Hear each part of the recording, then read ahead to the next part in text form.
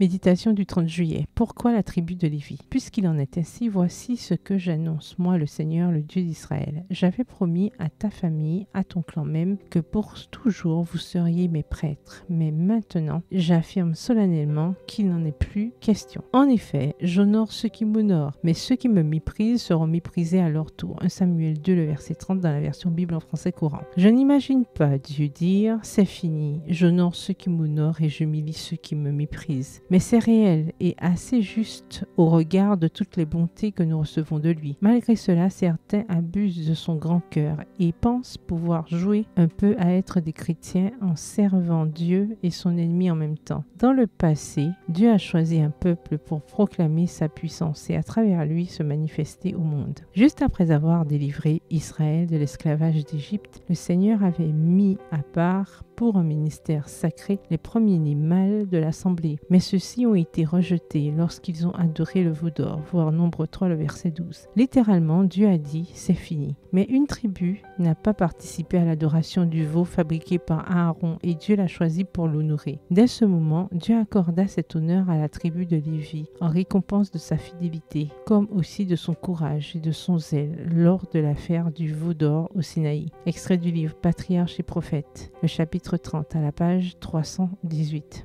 Dieu avait honoré les Lévites en leur confiant le service dans le tabernacle parce qu'ils n'avaient pas pris part à la fabrication et à l'adoration du veau d'or et pour leur fidélité dans l'exécution de l'ordre divin sur les idolâtres. Extrait du livre Testimonies for the Church, témoignages pour l'Église au volume 3 au chapitre 31 à la page 345. Voir Exode 32, les versets 26 à 29.